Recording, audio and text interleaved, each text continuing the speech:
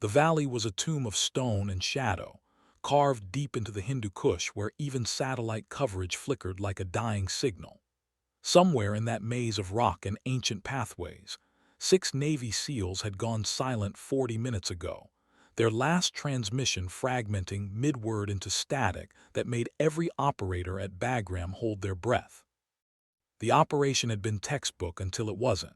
A simple reconnaissance turned extraction turned nightmare when Taliban fighters materialized from caves that intelligence swore were empty. Now the clock was bleeding seconds, and the quick reaction force helicopters couldn't risk the approach, not with those ridgelines bristling with RPGs and heavy machine guns that had already claimed one Chinook's tail rotor 3 months prior. In the operations center, a full-bird colonel named Renwick stood before the wall of screens with his jaw set like concrete, watching thermal images that showed nothing but cold rock and the occasional flare of gunfire. Behind him, junior officers whispered contingencies that all sounded like variations of abandonment dressed in tactical language. The Apache were 20 minutes out. The AC-130 was weathered in at Kandahar. Every option came with a window that had already closed. Renwick's knuckles were white against the edge of the console when the radio crackled with a voice that didn't belong to anyone he'd requested. Bagram Actual, this is Gravedigger 2-1, 15 miles out and holding station at Angels 12. I've got fuel for one pass and ordnance to make it count. The voice was calm, almost conversational, with a Tennessee drawl that softened the edges of military precision. Renwick's head snapped toward the radio operator, who was already pulling up the registry. The operator's face went through several expressions in quick succession: confusion, recognition, then something that looked like suppressed amusement. "Sir, that's Captain Lorelei Kincaid, A-10 out of Kandahar. She's not on the tasking order for this mission."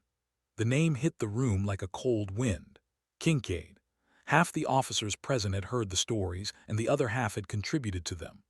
The woman who'd washed out of fighter school twice before finding her home in the Warthog. The one who flew too low and talked too much and had somehow accumulated more close air support missions than pilots with twice her flight hours. She was effective, they admitted in private, but she was also a problem: too aggressive, too willing to bend rules that existed for good reasons. Renwick stared at the thermal feed showing his men pinned in a dry riverbed with hostiles closing from 3 sides. He looked at the clock. He looked at the empty sky above the valley. Then he keyed the radio himself, his voice carrying the weight of a decision that could end careers, including his own. "Gravedigger 2-1, Bagram Actual. Paint me the picture of what you're carrying and how you plan to get there." The response came back without hesitation, without bravado, just flat competency wrapped in that Tennessee rhythm. "I've got full combat load Mavericks, rockets, and enough 30mm to make a statement. The valley approach is suicide, so I won't use it. There's a saddle ridge on the eastern approach that'll give me angles into the riverbed if I come in perpendicular to the terrain. Terrain masking until the last second, then pop up for target acquisition.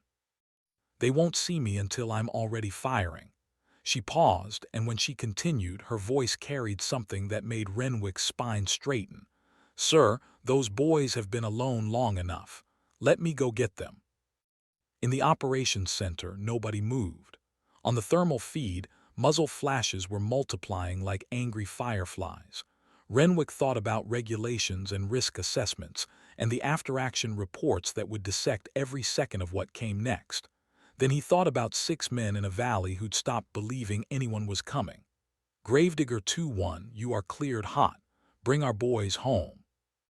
Kincaid didn't waste words on acknowledgement. She simply banked the A-10 toward the mountains, the big turbofan engine settling into a growl that her crew chief always said sounded like God clearing his throat. The aircraft was a brute, an ugly, beautiful thing built around a gun that fired depleted uranium rounds the size of beer bottles. It wasn't fast. It wasn't graceful. But it was honest in the way that mattered. It did exactly what it promised, and it brought pilots home, even when physics and enemy fire suggested otherwise. She dropped altitude as the mountains rose to meet her, the terrain radar painting a three-dimensional maze that she flew through more by instinct than instrumentation. The A-10 was forgiving of aggressive flying because it had been designed by people who understood that close air support meant getting close, meant putting your aircraft in the same danger as the men you were covering. At 8,000 feet, she armed her systems, the targeting pod swiveling to scan ahead while her eyes tracked the ridgelines for the telltale signatures of anti-aircraft positions. The valley opened below her like a wound in the earth, all sharp edges and no mercy. She could see the riverbed now, a pale scar cutting through darker stone, and their thermal signatures clustered behind an outcropping that wouldn't provide cover for much longer. 6 bodies, still moving, still alive. The enemy was advancing in a classic pincer, 2 groups converging with the patience of hunters who knew their prey had nowhere to run. Kincaid's jaw tightened as she processed the geometry of the fight, calculating angles and timing and acceptable risks. That's when the warning light flared on her console. Master caution. She ran the diagnostics with one hand while maintaining her approach vector, and what she saw made her breath catch for just a moment. Oil pressure dropping in the right engine, temperature climbing past acceptable parameters.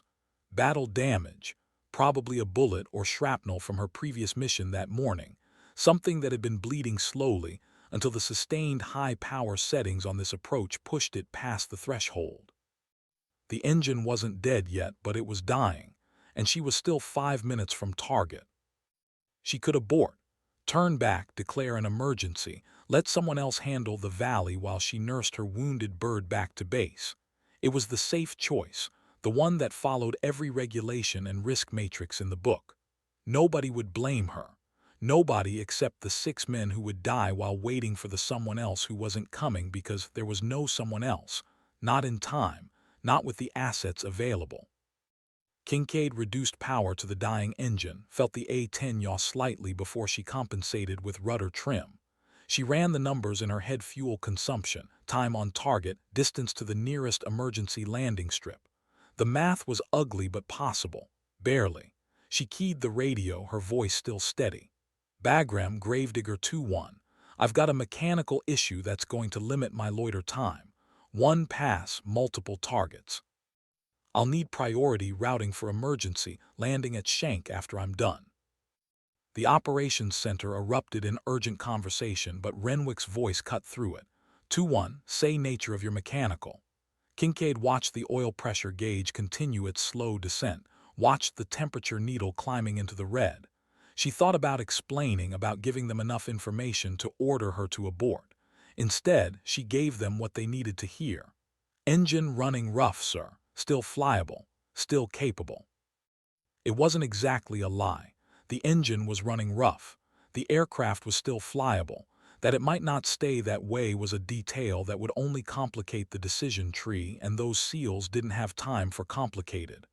Renwick was silent for 3 seconds that felt like 3 years. Then, copy 2-1. You are cleared to engage. Make it count.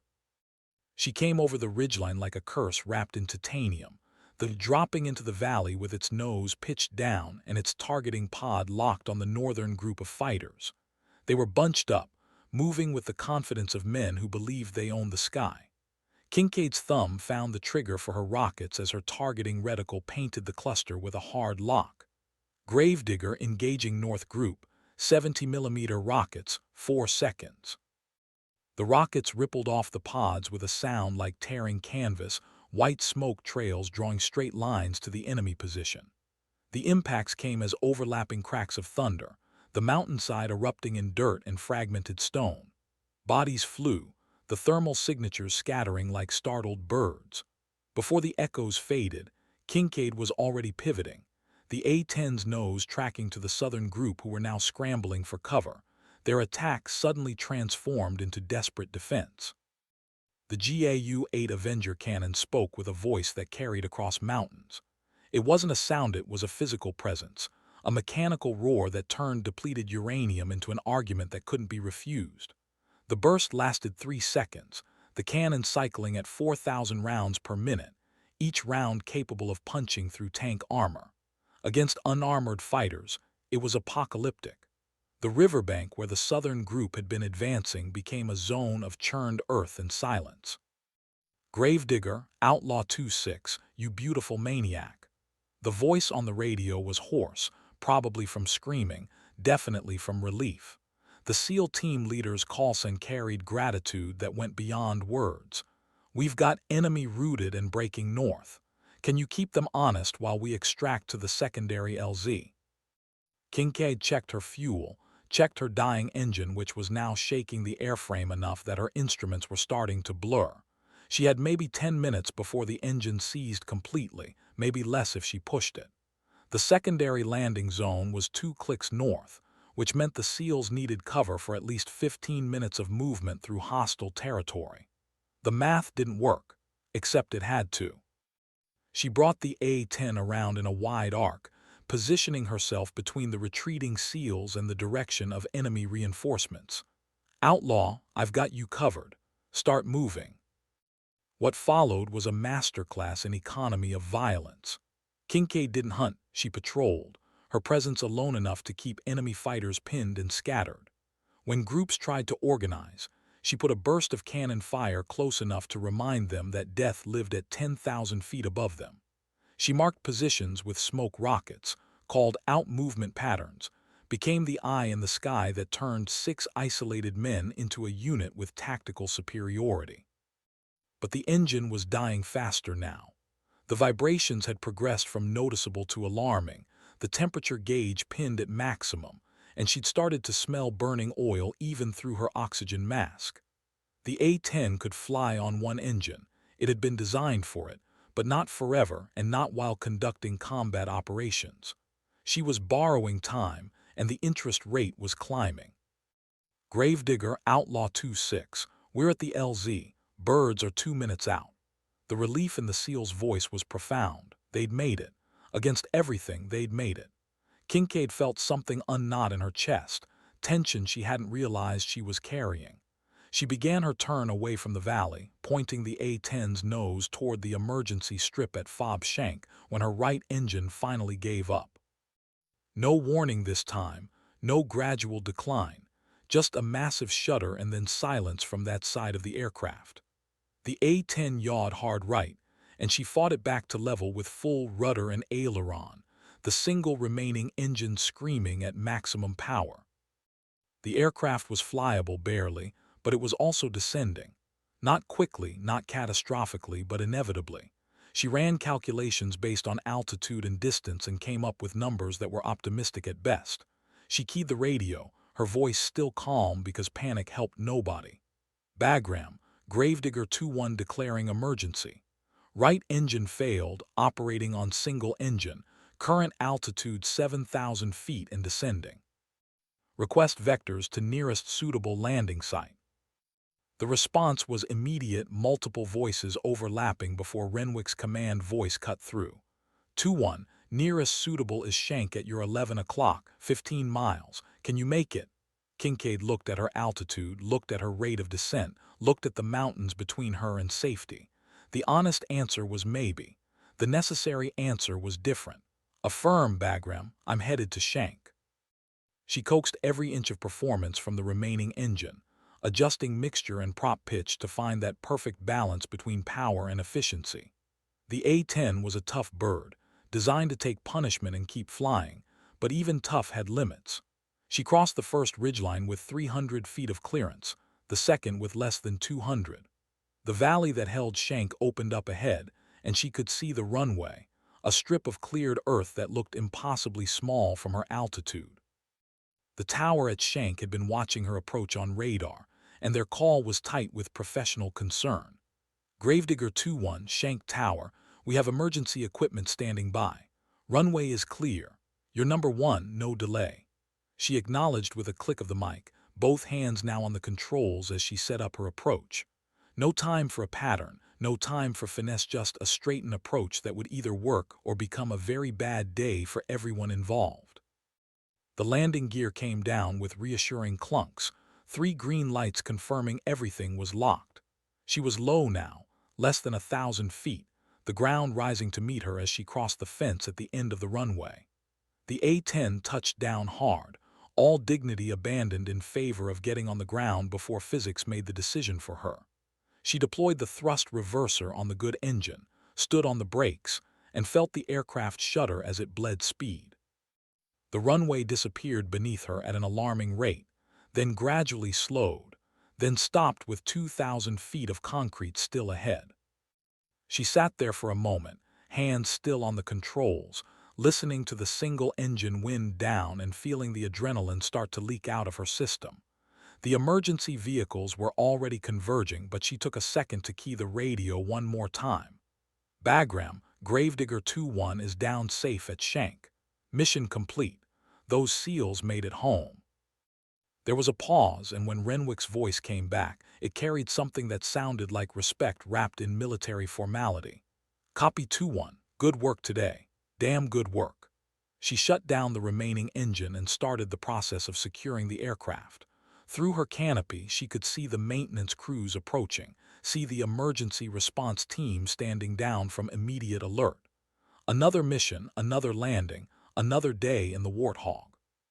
What she didn't see was the conversation happening at Bagram, where Renwick was staring at the mission logs and doing math that made his jaw clench. What she didn't know was that the SEAL team leader was already writing a commendation that would use words like heroic and exceptional and above and beyond. What she couldn't hear was the junior officers who'd been smirking about her 40 minutes ago, now quietly revising their opinions. The A-10 sat cooling on the taxiway at Shank, oil dripping from the dead engine, battle damage becoming apparent now that someone could walk around and look closely. Bullet holes in the tail section, shrapnel scoring along the right wing. The engine itself was a total loss, fragments of turbine blade visible through inspection ports. The crew chief who did the initial assessment stood back and shook his head in something like wonder. The bird had been dying for the last hour of flight, had been held together by engineering and pilot skill, and possibly divine intervention. Back at Kandahar, in the ready room where A-10 pilots gathered between missions, someone taped a printout of the mission timeline to the wall. No explanation, no commentary, just the facts in black and white. 37 minutes of combat operations. 6 SEALs extracted under fire. 1 aircraft brought home on a single engine after catastrophic failure. At the bottom, someone had written in marker, "Gravedigger knows how it's done." Kincaid flew back to Kandahar 3 days later in a different A-10, her original bird being cannibalized for parts and scheduled for a depot-level overhaul that would take months. She walked into the ready room expecting the usual mix of acknowledgement and subtle dismissal that characterized most of her interactions with her squadron mates. Instead, she found 2 things waiting for her. The first was the mission printout on the wall, which someone had annotated with technical comments about her approach angles and target prosecution. The second was a handwritten note on her locker from the squadron commander, requesting her presence in his office at her earliest convenience. She went immediately, still in her flight suit, expecting either an ass-chewing for the engine damage or questions about her decision-making that would be phrased as concerns. Instead, she found Colonel Renwick sitting with her squadron commander, both men standing when she entered. Renwick spoke first, his voice carrying the weight of someone who'd thought carefully about what he was going to say. "Captain Kincaid, I wanted to thank you personally for what you did in the valley. Those SEALs are alive because you made a decision that I'm not sure I would have authorized if you'd asked permission first." Kincaid stood at attention, unsure how to respond to gratitude that felt like it might have an edge. Renwick continued, "I also wanted to ask you about your engine situation. The maintenance debrief suggests you knew you had a problem before you entered the valley. Is that accurate?" Here it was, the moment where decisions got scrutinized by people who hadn't been there. She met his eyes directly. "Yes, sir. Oil pressure was dropping, temperature was climbing. I assessed the situation and determined the aircraft was still capable of completing the mission." The room was quiet for a moment. Then Renwick nodded slowly. "That's what I thought, and I want you to know that I'm not going to second-guess that call. You saved 6 lives yesterday, and you did it with a professional competence that reflects well on your training and judgment. But I also want you to understand something." He leaned forward slightly, his voice hardening. "The line between courage and recklessness is sometimes just a matter of outcome.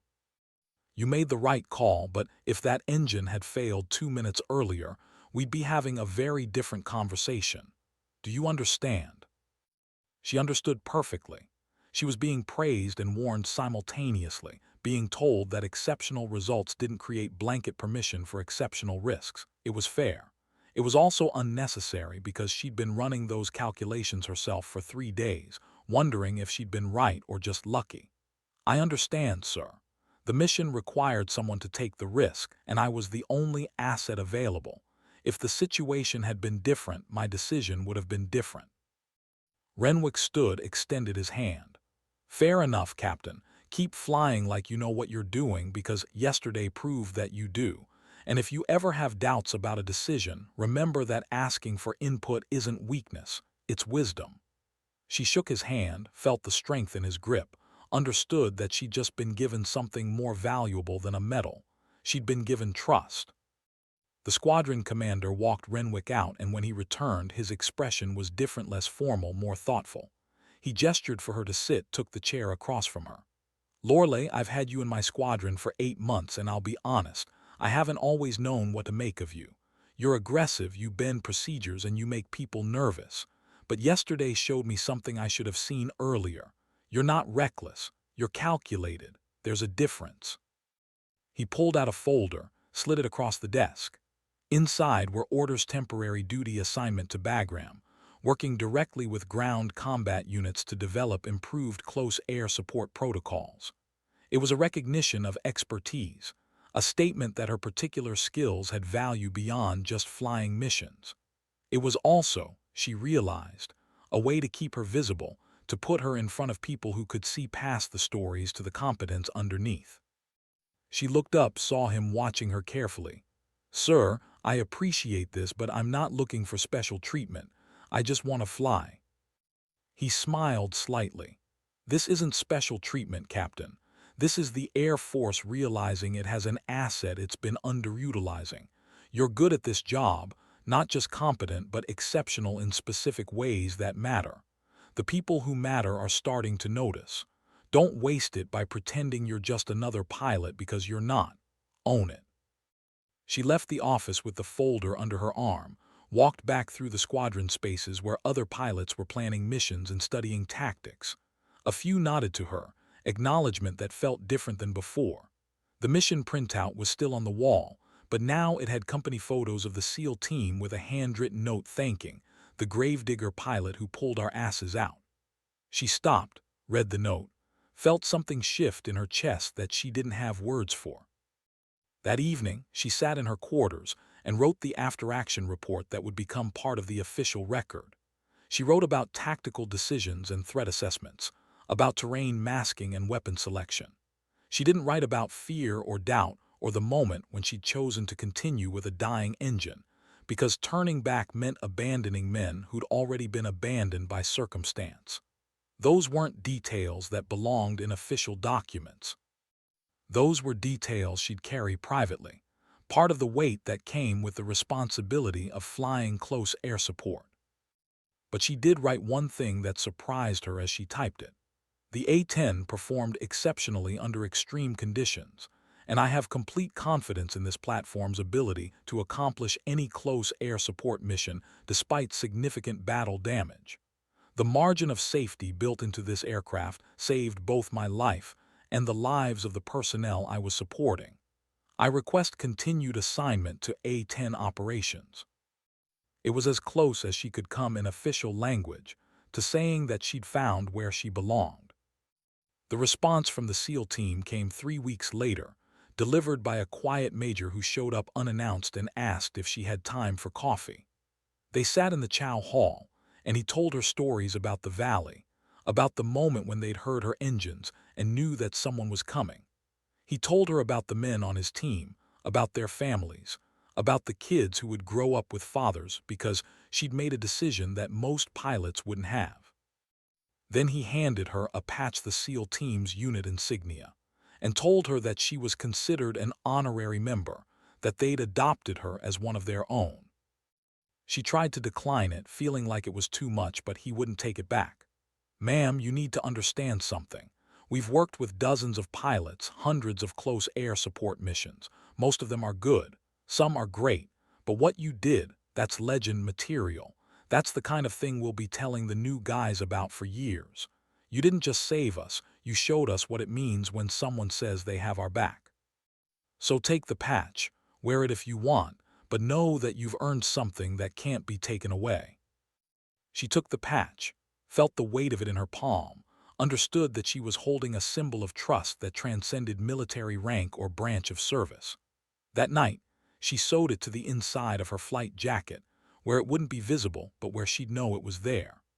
A reminder that the work mattered, that the risks had meaning, that somewhere in the world 6 men were alive, and that was a ledger that balanced in ways that mattered more than efficiency reports or promotion boards.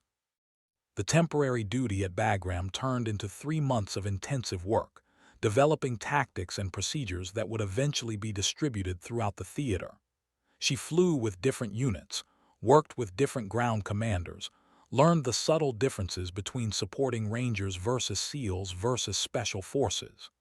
Each mission added to her understanding, refined her instincts, built a reputation that started to precede her.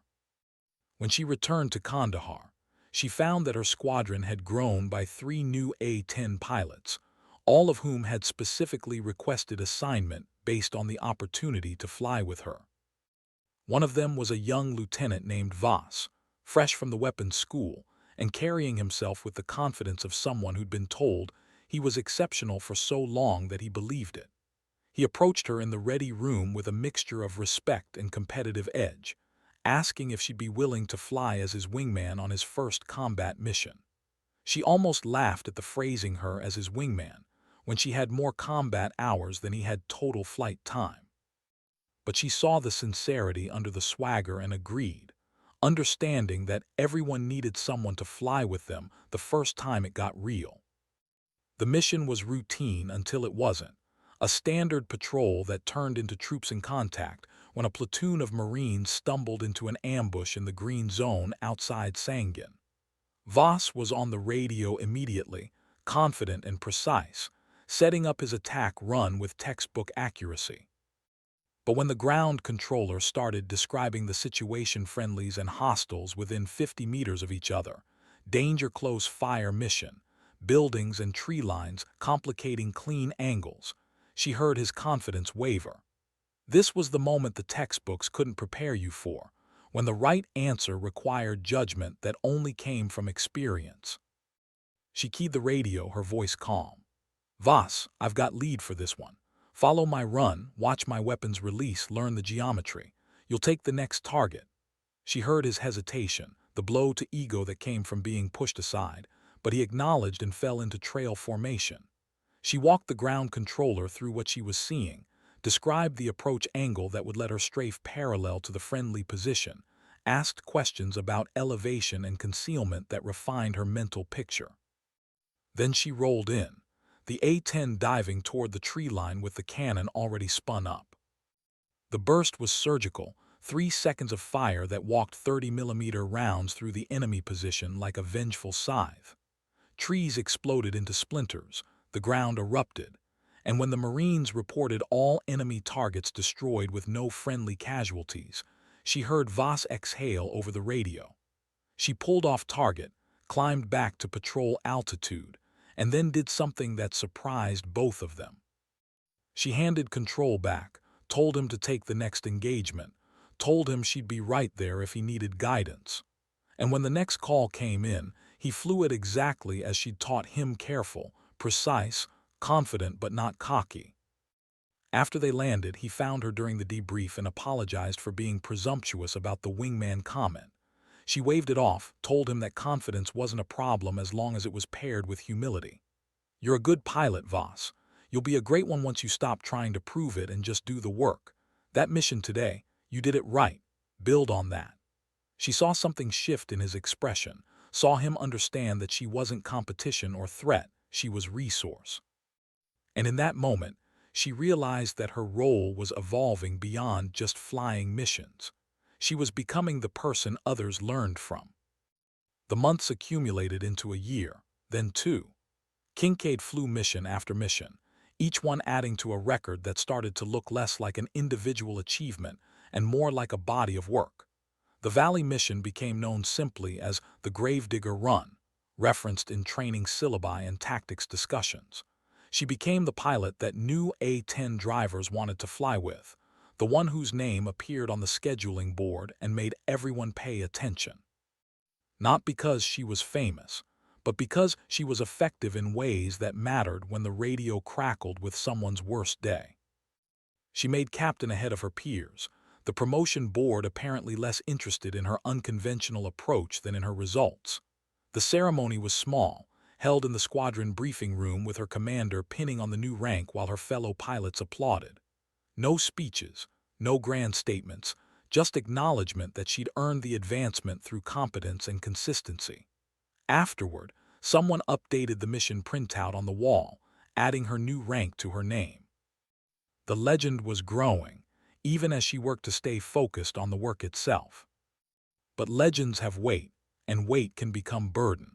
She started to notice that some pilots deferred to her judgment even when they had valid tactical opinions, that ground controllers would sometimes ask for her specifically even when other aircraft were available. It created an expectation that bothered her, a sense that people saw the reputation instead of the person.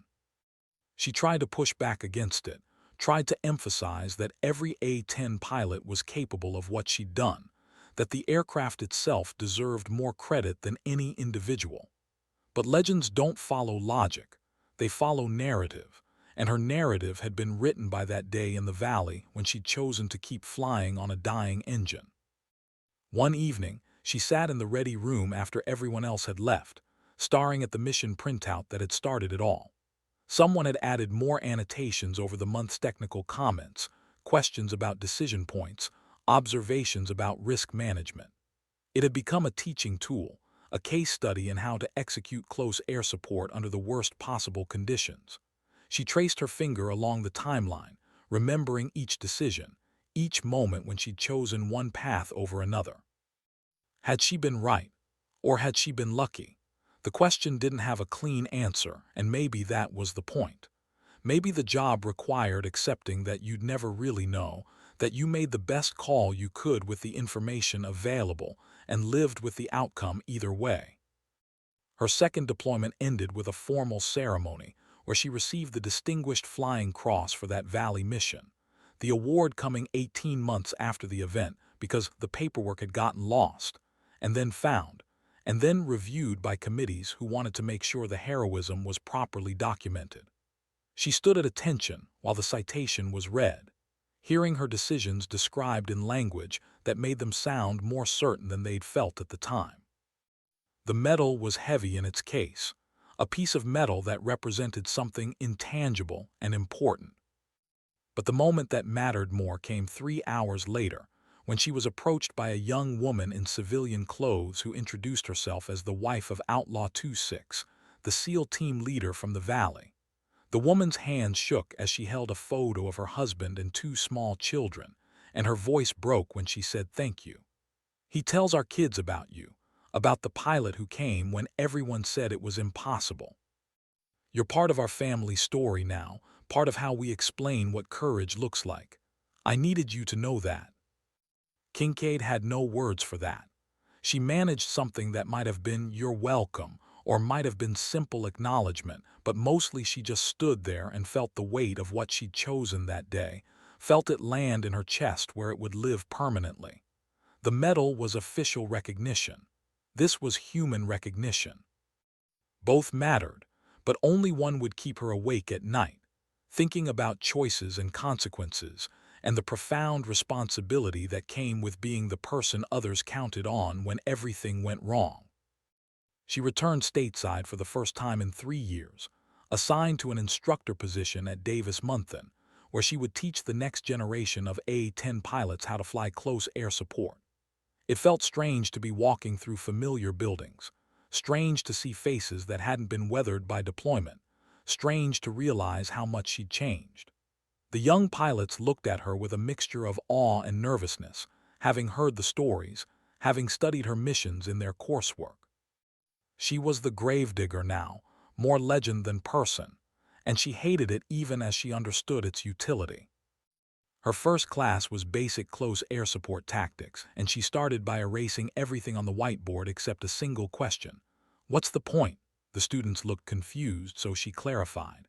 "Why do we fly close air support? Give me answers." They offered the expected responses: tactical air power, force multiplication, mission completion. All correct, all sterile, all missing the essential truth. She let them finish, then wrote 4 words on the board: "We bring people home." Every mission you fly, every decision you make, every risk you assess, it all comes down to that simple fact. Someone on the ground is having a very bad day and you're the cavalry. They don't care about your flight hours or your gunnery scores or your efficiency reports. They care about whether you're going to show up when they need you and whether you're going to be effective when you do. Everything else is just details. She saw understanding dawn on some faces, skepticism on others. That was fine. The skeptics would learn, or they'd wash out. The job had a way of revealing who belonged. She taught them the technical skills: weapons employment, terrain masking, threat assessment. But she also taught them the judgment that couldn't be codified in manuals: when to press an attack and when to abort, how to read a ground controller's voice for stress indicators, how to balance risk against necessity. She told them about the Valley mission, not as a story of heroism, but as a case study in decision-making under pressure. She showed them the aircraft damage photos, explained the engine failure progression, walked them through each choice point where she'd had to decide between safety and mission. One student, a cocky captain named Morrison who'd come from fighter aircraft and thought the A-10 was a step down, challenged her during the debrief. "With respect, ma'am, you got lucky. If that engine had failed 5 minutes earlier, you'd be dead, and those SEALs would still be dead. You're teaching us to take risks that violate every safety protocol we have." The room went silent, other students waiting to see how she'd respond to the confrontation. She nodded slowly, taking the criticism seriously because it contained truth. "You're right, I did get lucky. But luck isn't random, it's the intersection of preparation and opportunity. I knew my aircraft, knew its limitations, knew how much margin I had. I also knew that those SEALs didn't have any margin at all. So I made a calculated decision based on incomplete information and uncertain outcomes. That's the job. Every single mission, you're making those calculations. Sometimes you'll be wrong. But if you're never willing to accept risk, you're in the wrong aircraft, because the A-10 doesn't fly from 30,000 feet. We get close. We get dirty. We bring people home. If you can't accept that, transfer back to fighters where you can drop bombs from the stratosphere and never see the people you're supporting." Morrison held her gaze for a long moment, then nodded. "Understood, ma'am." She saw something shift in him, saw the cocky certainty replaced by thoughtful consideration. Maybe he'd make it as a warthog driver, maybe not, but he'd at least started asking the right questions. The rest of the class continued with a different energy, students engaging more seriously, pushing back with legitimate tactical concerns rather than just accepting doctrine. That's what she wanted: pilots who could think, who could adapt, who understood that the rulebook was a starting point, not a destination. Years passed. Kincaid moved through assignments: instructor, evaluator, eventually squadron commander of her own A-10 unit. Each position added responsibilities, pulled her further from the cockpit, created administrative demands that felt less important than flying.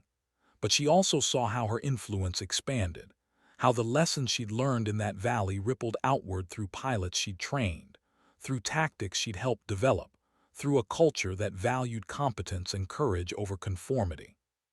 The A-10 community was small, tight-knit, and when someone mentioned gravedigger, everyone knew who they meant. She made lieutenant colonel, assumed command of a squadron deploying to the Middle East for a new phase of operations against emerging threats. It was her 4th deployment, and it felt different this time, not because the job had changed, but because she had. She was no longer the aggressive young captain trying to prove she belonged. She was the commander others looked to for judgment, for guidance, for the final call when decisions were difficult. The responsibility sat heavily, but it sat honestly. She'd earned it through every mission, every hard choice, every moment when she'd put the work before her ego. One night, sitting in her office at the deployed location, she received an email from the SEAL whose life she'd saved in the valley. He was retiring after 25 years of service, and he wanted her to know that he'd named his youngest daughter Lorelei, after the pilot who'd made it possible for him to be there for her birth. The email was simple, direct, filled with the kind of gratitude that couldn't be adequately expressed in words. She read it 3 times, felt tears she hadn't expected, understood that this was the measure that mattered, not medals or promotions or reputation, but the simple fact that life had continued because she'd shown up when it counted. She flew less now, the demands of command keeping her in operations centers and briefing rooms more than cockpits. But when she did fly, when she strapped into an A-10 and felt that familiar rumble of engines spooling up, she remembered why it all mattered. The aircraft was old now, always fighting for funding against newer platforms, always being questioned about its relevance in modern warfare. But the pilots who flew it knew the truth. When someone needed close air support, when the situation was desperate and the margin for error was thin, you wanted the Warthog. You wanted the gun that could saw buildings in half and the titanium bathtub that could take hits and keep flying, and the pilot who understood that getting close was the whole point. Her command tour ended with a ceremony that felt more significant than she'd expected.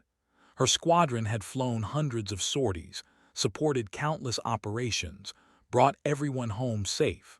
The wing commander spoke about effectiveness and professionalism. Her fellow officers offered congratulations. But the moment that defined it all came when her enlisted crew chiefs presented her with a piece of her original aircraft, the one from the Valley mission, the one that had been stripped for parts and eventually retired. They'd saved a section of the fuselage, cut it down to a manageable size, and mounted it as a display piece. On the metal, they'd stenciled a simple phrase, "Gravedigger's chariot, she never quit." Kincaid touched the scarred metal, felt the bullet holes and shrapnel scars, remembered the vibration of a dying engine and the weight of a decision that couldn't be undone. She looked at her crew chiefs, these men and women who'd kept her flying through deployment after deployment, who'd worked 18-hour days to make sure every aircraft was mission-ready, who'd understood that their work directly translated to lives saved. "Thank you," she said, and meant it in ways that encompassed more than just the gift. She was promoted to colonel and assigned to staff positions that took her further from tactical operations. She sat in meetings about budget allocations and weapons system development and strategic planning. She provided input on doctrine and training and force structure. It was important work, work that shaped how the Air Force would fight in the future. But part of her always remained in that valley, in that moment when everything came down to a simple choice between safety and mission, between regulation and necessity, between acceptable risk and unacceptable abandonment. The A-10 remained in service, outlasting predictions of its obsolescence, continuing to prove its value in conflicts that required precision and persistence, and the willingness to operate in environments where newer aircraft wouldn't dare. The pilots who flew it still told stories about Gravedigger, about the day she'd flown on a dying engine and brought 6 SEALs home. The story had acquired embellishments over the years. The engine had exploded, she'd fought off enemy fighters, she'd landed in a riverbed. She tried to correct the exaggerations when she heard them, but eventually realized that accuracy mattered less than what the story represented. It was a reminder that courage existed, that competence mattered, that the job required people willing to accept risk when others depended on them. Years later, long after she'd retired from active duty, Kincaid received an invitation to speak at the A-10 pilot training graduation. She almost declined, feeling like her relevance had passed, like the new generation needed current examples rather than old stories. But the invitation was persistent, and eventually she agreed. She stood before a class of young pilots, seeing in them the same mixture of confidence and uncertainty she'd carried decades before, and tried to find words that would matter. You're about to join a community that takes pride in doing a difficult job better than anyone else. You'll fly an aircraft that people have been trying to retire for 40 years because they don't understand what it brings to the fight. You'll support troops on the ground who will come to trust the sound of your engines more than any other aircraft in the inventory. And somewhere sometime you'll face a decision where the right answer isn't clear, where the safe choice conflicts with the necessary choice, where you have to trust your training and your judgment and accept that you might be wrong. She paused, seeing some faces that understood and others that would need to learn through experience. When that moment comes, remember why you're flying close air support. We bring people home. Everything else is secondary. The applause was polite, respectful, but she wondered if they'd really heard her. Then a young lieutenant approached after the ceremony, nervous but determined. "Ma'am, I just wanted to say I'm here because of you. I read about the Valley mission when I was in college, and it made me want to fly A-10s. I wanted to be the kind of pilot who showed up when it mattered." Kincaid looked at this young officer, saw herself 3 decades ago, saw the next generation of gravediggers who would carry the tradition forward. "Then don't let me down. Fly well, fly smart, and when the time comes, be brave enough to make the hard calls." The lieutenant saluted, walked away, left Kincaid standing in an empty briefing room thinking about legacy and responsibility, and the strange weight of being someone whose choices had inspired others. She hadn't set out to become a legend. She'd just been a pilot trying to do her job well, trying to bring people home, trying to be worthy of the trust placed in her every time she strapped into an aircraft.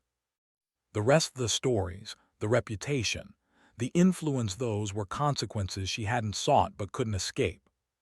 She visited the boneyard at Davis-Monthan one final time before leaving Arizona for good. Among the rows of retired aircraft, she found her original A-10, the one from the Valley mission. It sat weathered and faded, engines removed, systems gutted, nothing left but the shell of what it had been. But the titanium bathtub was still intact, and when she climbed up to look inside the cockpit, she found that someone had left a small plaque on the instrument panel. Gravedigger 21 Hero Bird. She sat in the familiar seat one last time, hands resting where the controls used to be, eyes closed, remembering. The smell of oil and hydraulic fluid, the vibration of engines at full power, the weight of the stick during high-G maneuvers, the calm focus that came when everything narrowed to the essential task of putting weapons on target and bringing everyone home. The sun was setting when she finally climbed down, the Arizona desert painting the old aircraft in shades of gold and shadow. She touched the fuselage one last time, a quiet acknowledgement of all it had given her, all they'd accomplished together. Then she walked away, knowing that somewhere young pilots were learning to fly this same aircraft, learning the same lessons, preparing to make the same hard choices when their moment came. The legacy wasn't about her. It was about the mission, the commitment, the unwavering focus on bringing people home no matter what it cost. And that legacy would continue long after her name faded from memory, carried forward by every pilot who understood that close air support meant getting close, meant accepting risk, meant being brave enough to fly into the valley when everyone else said it was impossible. That was the work. That had always been the work. And in the end, that was enough.